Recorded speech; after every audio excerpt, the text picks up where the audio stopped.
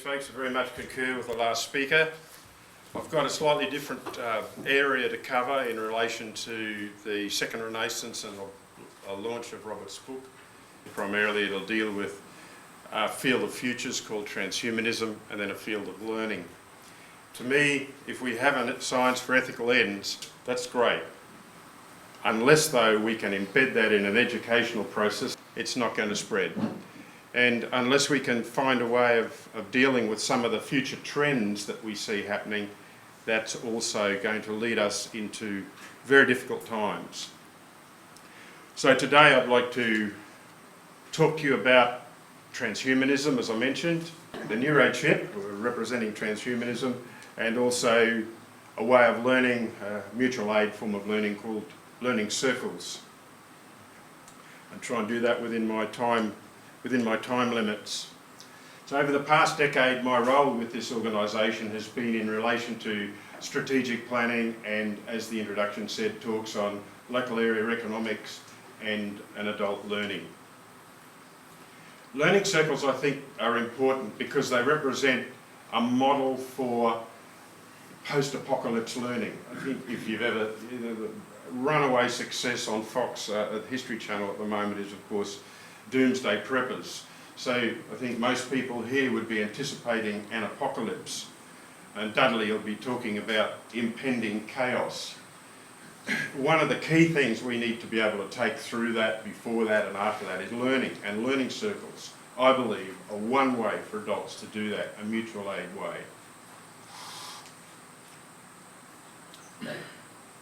The trick, though, when we look at our technology will be, and I'll come back to this through my talk, what's going to be the logic base uploaded? What's the logic base uploaded? As you know, drones at the moment are very prevalent and they're in use around the world. They'll soon be autonomous, that is, they'll be able to be given a mission and they'll be able to undertake that mission without any reference to humans. Now, Robert talks about the existing logic base of the entropic logic base of our world system now. Now, is that going to be what's uploaded? And I'd suggest at the moment it looks like it will be. So I'd like to talk about that. Transhumanism is important because that's where we see that logic base outworking itself. We all would have seen Terminator series, Skynet, and the logic base that was uploaded then. All these struggles, hopes and despairs are part of the DNA of the Second Renaissance that Robert's devoted his life to, and now he and Degs have published a book on, and Irene's established this wonderful learning centre physically here that we're all in today. In this talk I'd like to outline some examples of this DNA in terms of action learning circles and transhumanism. The Second Renaissance presents us with a stark contrast following our existing entropic logic into oblivion. Our archaic logic, like the last speaker spoke about, of neg entropy, can contribute to the healing of ourselves and our planet. Only our learning systems today can prevent this and offer us impending chaos. We need systems of practical hope. Learning circles are relevant at preschools. There's an example from America. A bit of a brief outline on what learning circles are about. I won't go into it in any detail because my talk today is quite a brief one, but it's something I very much am passionately committed to. And we've got a Learning Circles Facilitator training program coming up in the middle of March. If anyone's interested, just come up and have a chat afterwards. Certainly learning circles are very big. That's down the bottom there. Thanks, Irene.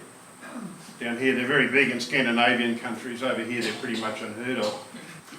So learning circles can be used for social change, lifelong learning, improving democracy, enhancing democracy. To me, this is the critical part of it here.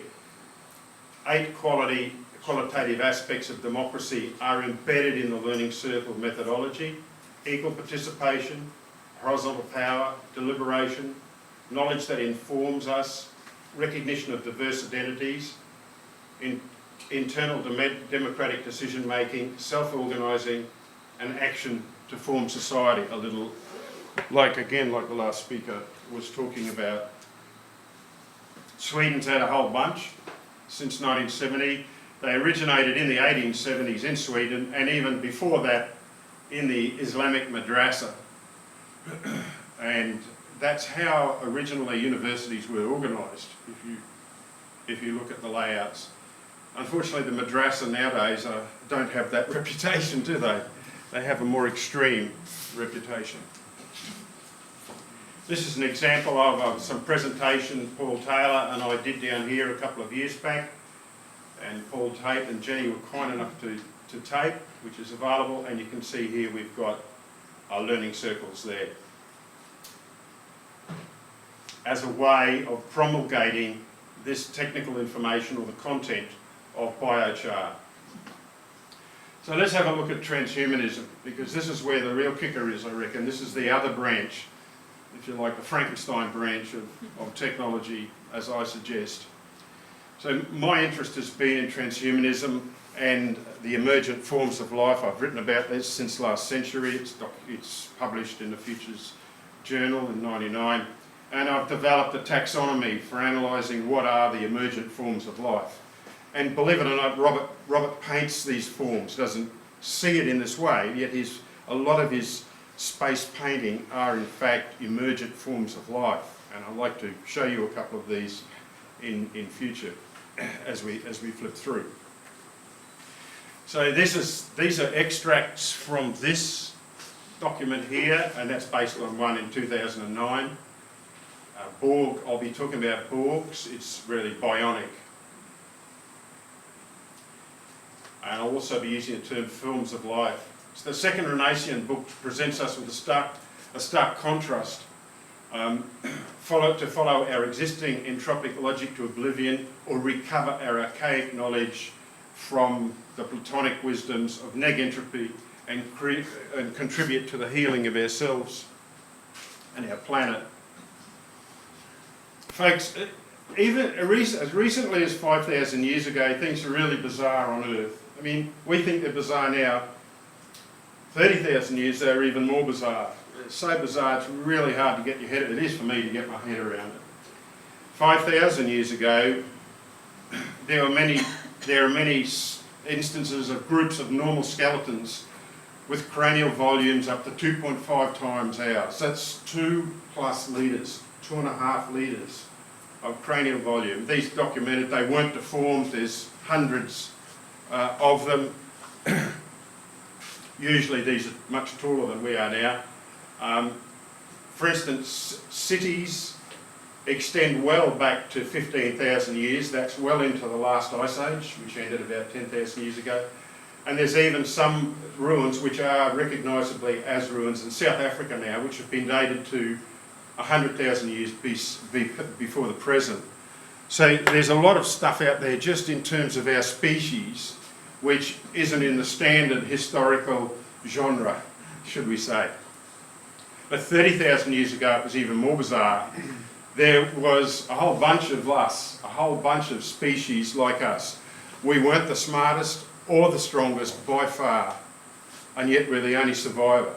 We weren't the smartest or the strongest, and yet we're the only survivor. So there's something in that. I think we might have been the most nasty-ass species. And we're seeing that work out now. We've killed off all our rivals, and now we're killing the planet. I put to you, not in 30,000 years, but in 30 years' time, it will be just as bizarre. Then it won't be our bioevolutionary companions, compadres, but it'll be our techno-evolution creations that we will be encountering, and our grandchildren will be encountering.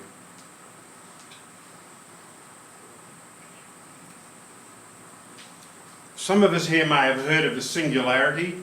Now, at that point, in a technical sense, that's where computing power on Earth exceeds that of humans. Computing artificial intelligence exceeds that of humans. Now, that's anticipated about 2040. It's come down 10 years since I got interested. It was about 2050. And that's the point which I'm saying, what logic base will that have? Will it have an entropic or a negentropic logic base? Will it be competition and killing the other, as we see, or will it be empathy and love, as Robert will speak about? And thanks to Robert for the use of his art in this work. This is part of an article to be published here. It's a peer-to-peer publishing e-zine that we've got on transhumanism. And if anybody's interested in transhumanism, or drop me an email and so forth, you're welcome to get a look-see an article in that if you're interested. Folks, the Renaissance was really quite sharply divided to the subsequent Enlightenment. Please don't conflate the two. We're talking here about a second Renaissance, not a second Enlightenment. There's a huge difference, and I don't have the time to go into them at the moment. But in effect, the Enlightenment has given us the nightmare that we have today. One did grow out of the other, though. So we're talking about the second Renaissance. So this is the first cyborg that's recognised now by the British government, and that's his passport, and he's got a camera up there. He formed a cyborg foundation, 04 I believe it was. So cyborgs are part human, parts organic, part biological and part technological. So this is shades of Robocops and Star Wars. You'll notice another form of cyborg, what's called exoskeletons, which are now in use in Iraq. They're external skeletons for humans, and they're intelligent. And you can see there, all I need to say, what is the logic base embedded in that? You can see what I'm getting at. That's the critical factor now, and we only have one generation to influence that logic base. As an aside, the first death from an automobile was late in the century before last, and in 1985 the first death of a human killed by a computer was in 1985.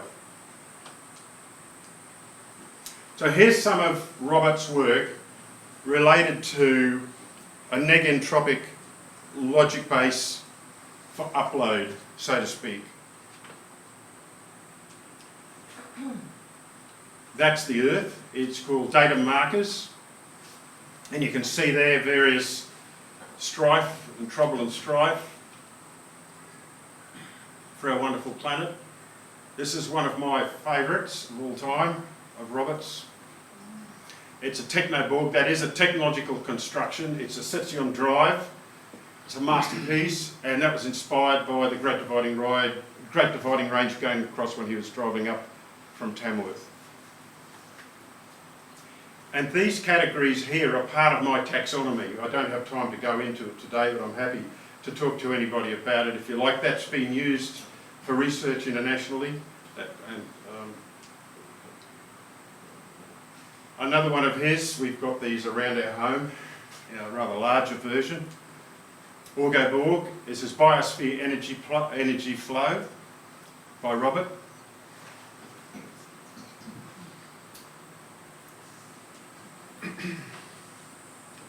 So getting the new Renaissance out there, we'll need learning circles, also some form of peer-to-peer publishing. I suggest anyone who's interested have a look at the Crafters Circle, and it's deliberately applied as craft, as handwork.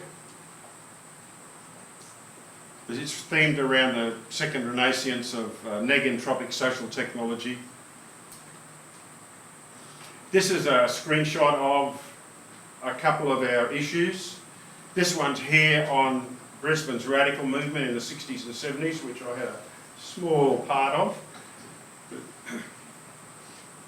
So craft means the handwork that we do, the gardening, the knitting, the bush mechanics, etc., etc. It also, in the broader sense, consciousness sense of the second Renaissance, means community resilience through action for futures transitions.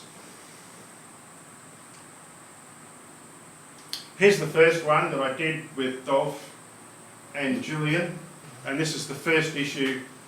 And Dolph Dolph's down the back there if anyone wants to see him about this. He played a huge role in getting this going with Julian's support. Now this is about biochar, and I could bang on about biochar a heap. And you saw the DVD sleeve before on biochar, the talk I did with Paul Taylor. Well, Dolph's got an organisation, the Biochar Project, and all these are examples of biochar and its application. This one here is the Biochar Learning Circle we had here and in this Kunga area. This is a biochar manufacturing kiln you can put on the back of a truck. So biochar is biological agriculture, biological charcoal. It's produced at low temperature. And no point in going into it other than to show you that this is our first issue. So please feel free to use this facility as peer-to-peer publishing and see me if you've got any interest in transhumanism and so forth. So finally, I'm wrapping up now, folks. Annette and myself, we focus on kids and adults learning. We have a dream of a vertically integrated learning system. There are a few of these around the world. There's one in India, one in Canada. They're called Learning Enrichment Foundations, and they integrate childcare with more a village style of learning. She does the child learning, and we've got a group of childcare centres around South East Queensland, and I do the adults learning, for instance, in events such as today. We've got a learning circle facilitator workshop coming up that Dolph and Gillian have helped organise later next month, so if anyone's interested, please give us a yell. And finally, Irene deserves great recognition, in my opinion, for the initiative of using this facility that Todd and Robert built over 20 years, physically with their hands and sweat, to use it in a soft technology sense for such as today, for adult and community education. I think that's fantastic. So thanks to Irene for the Learning Centre, to Robert and Todd for building it, and to Robert and Degs for the book they've written. Putting all those things together, they can synergise with our input, and we can become part of the practical hope that is the 21st century Renaissance. Thank you.